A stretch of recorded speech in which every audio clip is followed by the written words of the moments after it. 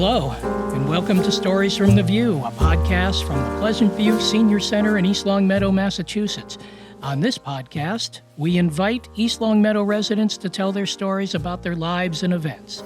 And today's guest is Diane Draper, and here's Mary Jenewin Caplin to conduct the interview. Thank you, Eric, and welcome, Diane, to Stories from the View.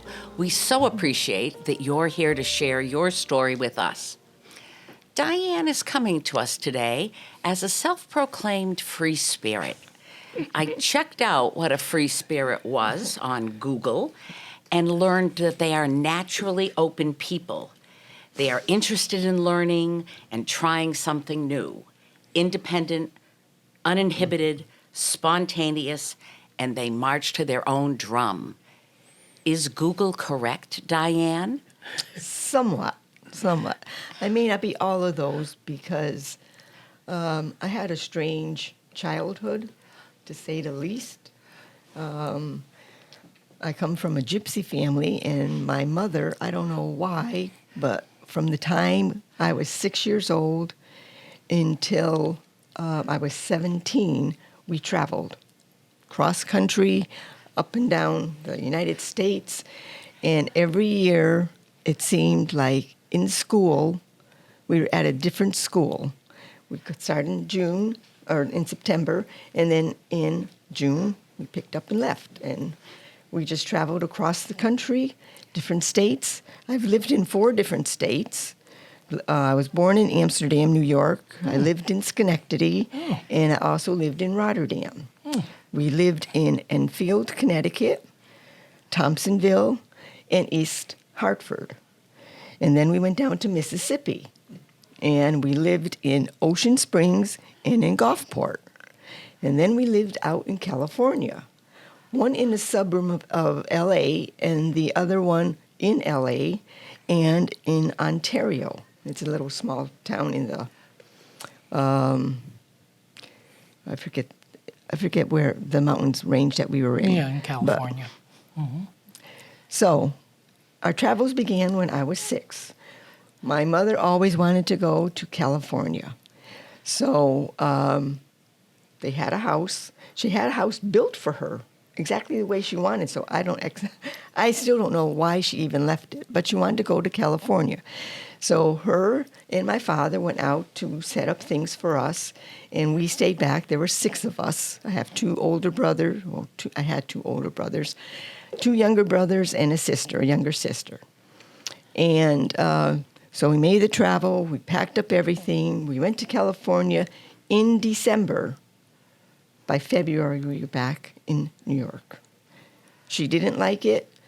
She was lonely, she said. She had no friends. And she said, oh, I'm not going to stay here. So we moved back to New York. Of course, we didn't have a place to go, so we went to a different area in Amsterdam. And my father had to get a job someplace because he was going to work for an aircraft in California. So he found a job in Windsor Locks, Connecticut. So that's where he moved to. But we stayed in New York for a while. And it was like that every year. Then we moved to Enfield because he was working in Windsor Locks, and we stayed there. And like I said, every school year we picked up and left and went someplace else. And it was really a strange situation. My mother was never happy where she was, and that's sad because that's just the way she was. Whenever she got to some place, she said, oh, well, I think maybe if I go this way, maybe it'll be better. But we got there and wasn't any better to her.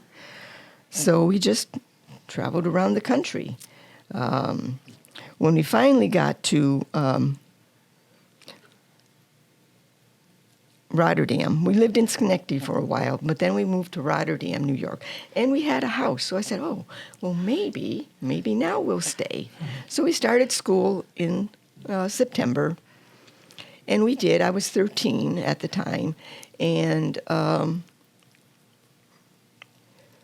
said, okay, because I didn't have friends. I didn't make friends. I am a shy person. I don't make friends. Oh, I can't wait for the transformation. I don't talk to people. But anyway, so when I was there in Rotterdam, I did make a friend. But unfortunately, that summer we had a Christmas parade for her because she died of leukemia. So I said, that's it. No more friends. And then we started school again in the same town, the same school. It was a brand new school. I said, oh, great. We're going to be the first graduating junior high from there. That didn't work out. In October, we left. That's when we went to Mississippi. And we were there for 4 months. That was it. We moved back to Connecticut. We moved to Thompsonville this time. And we finished school there. That was the summer of '60, and that was one unbelievable summer. People would probably not even figure what we were doing. So that year, I went to school, started in New York, we went to Mississippi, and then we ended up in Thompsonville. I was in 3 different schools for that year. Well, still my brothers and sisters also. But that summer, she decided, my brother was out in California, and he says, well, why don't you come out here? So she wanted to go How back old in are 50. you now, Diane? I just turned 14. Oh, okay. So I'm 14 years old, and we had a station wagon. There were 7 of us. 4 or 5, 7 of us. So my brother came back, and he said, I have a house for us to live in California. Let's go. So he came back and he drove us out. And, I sat in the back of the station wagon because I didn't want anything to do. I really didn't associate with my family. I kind of cut them off because I was kind of tired of all this. And and you were 14 years old, so I mean, I'm sure that this was It's pretty obvious body language. Quite disruptive. Yeah, oh, yeah, sure. yeah. But I don't know if my brothers and sister thought that way, but anyway. So we get in the car and we start going.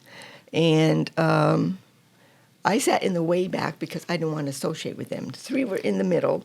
My mother, and we didn't have bucket seats back then. My mother and my youngest brother and my older brother was there. I remember bench seats. And so, and I had a pillow, so I was all set. I was just in the back by myself. I said, that was great. And what do you do when you're in the car for 16 hours? Nothing. It's boring, really. There's nothing to do. I didn't want to associate with the people up front, so I just sat back there, and that's when I started to flirt. I flirted with all the truck drivers that came by. You're painting a great visual here, Diane. Yeah. I used to wave to them. I used to, honk your horn, and they would blast it at me, and I would throw them kisses, and that was. I started flirting. That was, and I still do today. I have not lost that. I still flirt. And we were going along, and we got to St. Louis, Missouri, and we had a mishap, and we stopped. Well, of course, when we stop, we always have to stop for gas, use the bathroom, and get something to eat to make it one long, stay. So we did. We stopped. We went and got gas. We went to the restrooms. We got something to eat. We got back in the car. And we were maybe like 45 minutes down the road. And my mother realized she left her pocketbook in the bathroom. So we had to turn around and go back.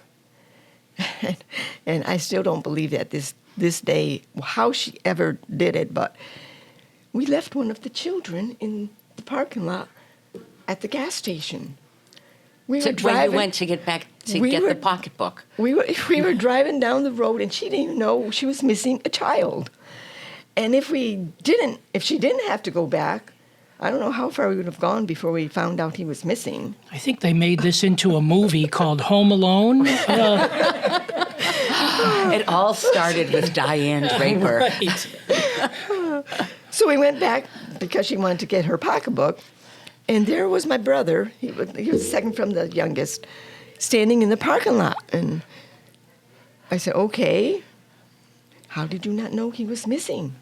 I thought you're supposed to check head count when you get people in the car. Was his name Kevin by any chance? Okay, sorry.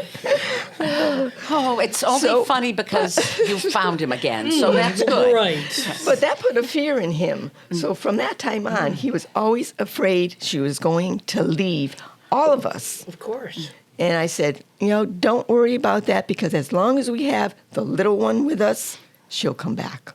Because okay. he was the favorite. He'll come back.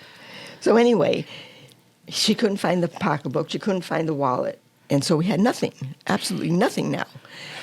So we went to, and this is where we started with our rescue missions, because we lived in rescue missions.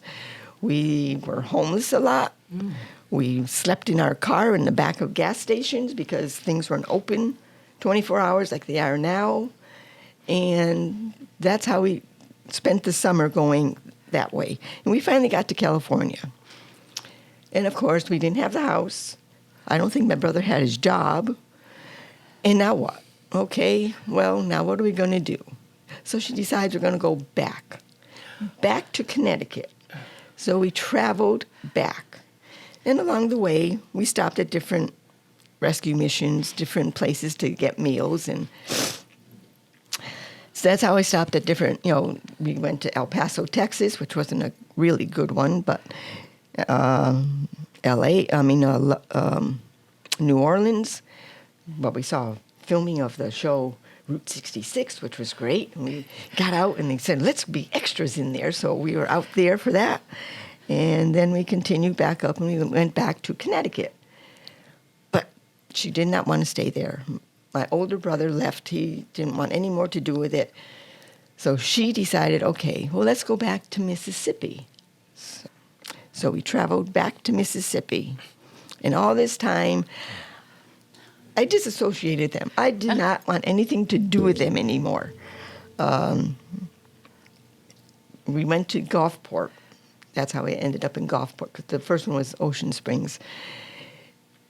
And I was saying, hey, listen, either you're going to register us for school here, or what are we going to do? School's starting up north, school starting here, what are you going to do? And at that point, we were kind of like in this little shacky place. It wasn't even I wouldn't even consider it a house. It had dirt floors. And we had to put up with a hurricane coming up to our block. And she said, well, I guess we'll go back to Connecticut. So we did. We went back to Connecticut. And, of course, every year we're new kid on the block, every single year. And school started. So now we're even more obvious, because now we're walking in late. And we went to East Hartford, one side of East Hartford. We lived at another side of East Hartford later. And so we started school there. And like I said, I didn't associate with people. I didn't want to make friends, because I figured I'm not going to be around. I'm not going to see them anymore, because next year we're going to be gone, which is what happened. But, and always in school, all the teachers always said to me, why don't you hang out with the good people, the good girls and the good boys? And I'm saying, the people I'm associating with aren't bad. I think they're just misunderstood. And that's who I associated with. That's who I made friends with You when were I did. empathetic. Yes, I was. And I liked them. I liked being with them. I mean, I didn't talk to them. I just listened, mostly. But in high school, they always said that. Why aren't you hanging out with the right people? And I said, I am. Don't tell me I'm hanging out with wrong people.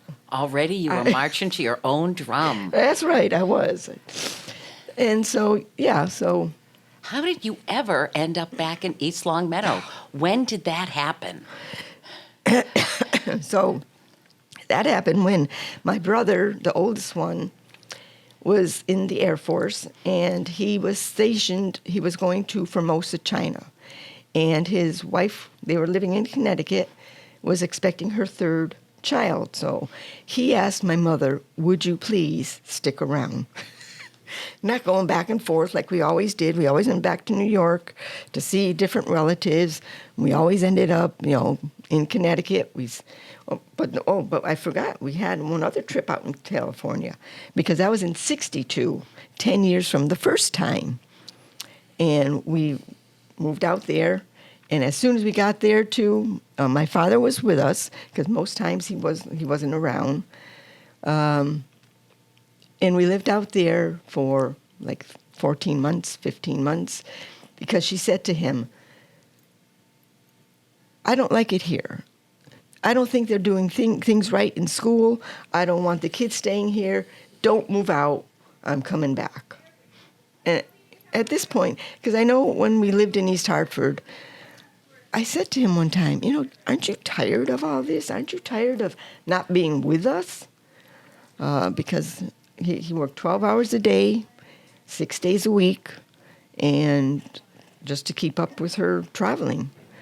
And at that point, I think when she said, "Don't come out here, we're coming back," I think that's when he had it, and they did get a divorce, but by mail, and that's the only reason why she came back, because she wanted to, go to the courts with him and set up child support. There were 5 of us at that time. And we were traveling through Texas on the way back, and we went right through Dallas where President Kennedy was killed 2 days before. And I often wondered, would we have stopped and stayed there if it happened when we were there, or would she have still gone back? It's kind of exciting. Yeah. This is almost like a Forrest Gump story, where you were in all these places in history that we can think about. So we went back to Connecticut, and she didn't like living in Connecticut, so we moved to Massachusetts. And that was one of the, oh yes, I didn't have Massachusetts. That's okay. You can start from where you are. We moved to Massachusetts. And out of all the places we lived, Massachusetts was the only place I did not want to stay. I hated it here. Sad to say, but I did. How come you didn't like it here? I just didn't like it. We were in Springfield. I just didn't like, I don't know. I probably wasn't here long enough. In other places, And you were still a teenager. I was still a teenager. In fact, when we decided to leave in November in '63, I was hoping my mother would wait till April, because I would have been 18 and I would have said goodbye. But she knew that probably that's what I was thinking. And so we moved to Massachusetts so we could be around for her 3rd grandchild to be born. And that's how we ended up in Massachusetts, in Springfield. We lived in Springfield for quite a while. And I lived in Springfield until I moved to East Long Meadow in 2019. So. Well, we are lucky that you have moved here.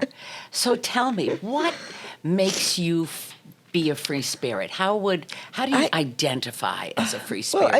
Well, I don't listen to rules. I make my own rules. I have my own set of things. When I was growing up, I just shut people out because I didn't want to associate with them. I was a loner, actually. I always did things alone. I didn't want anybody to tell me what to do. I mean, my mother tried. I was not a favorite one of hers. And so she kind of didn't like me, and I didn't like her, and we just kind of stayed away from each other. And I just did my own thing. Even now. And then when I was working, my husband made me work all the time, and I hated that. But that made me even more independent, because then I figured, well, gee, I don't even need anybody anymore. I can do it on my own. And that's what I'm doing, on my own.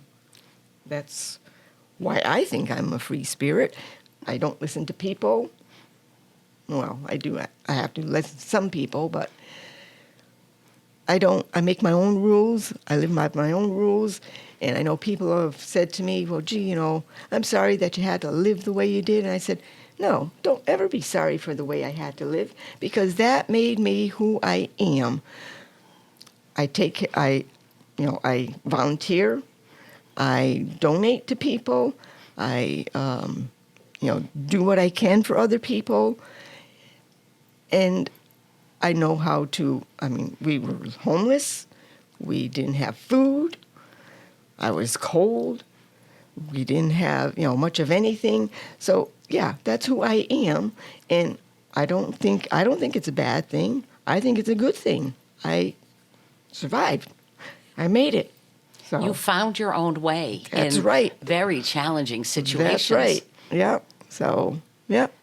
And so now, I do have rules that I go by. The rules of It's a Diane. little- They're printed for those who cannot see.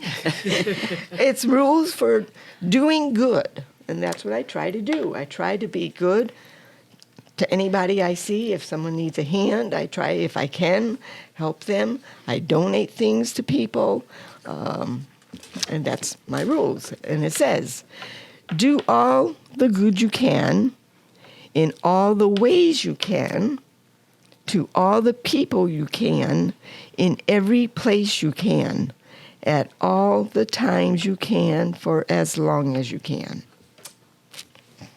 Diane's rules are pretty good. Love that. Yeah. Excellent. Yeah. Printed on a postcard. Oh, that is wonderful. And I would love to leave us on a high note, but I'll ask you for a couple of things. Can you give us an example without revealing names or stuff? And this isn't bragging. Tell us a little bit about some of the good things you do that warm your heart.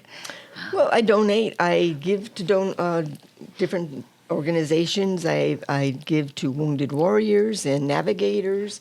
I give to Indian schools because my uncle had an Indian store in New York. And so I want to get out there. I still haven't, but I want to go out to South Dakota because that's where my Indian people are.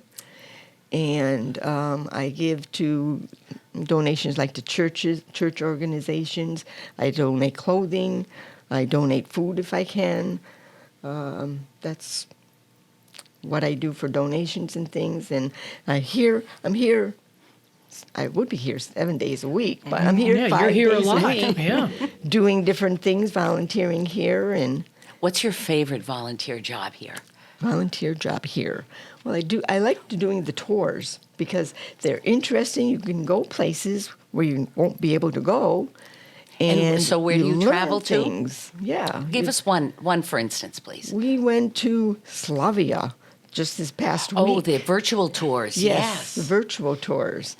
And you can learn a lot. I learned about East Long Meadow when we did the East Long Meadow story here. And I found out how the Rotary was made. And that was very interesting to me because I never knew much about East Long Meadow, even though I lived here for a while. And you can learn a lot of things going to those tours. We went to Korea. We did a Korean lamp, which I loved. So you're interested in learning and trying something new, as our definition said. Yeah. Absolutely. Well, if you don't mind, would you read Diane's rules one more time? Because I think I would love to hear it again. Okay. And Rules for doing good. Do all the good you can in all the ways you can to all the people you can in every place you can at all the times you can for as long as you can. So I will continue doing good as long as I can. thank you so much for sharing your story.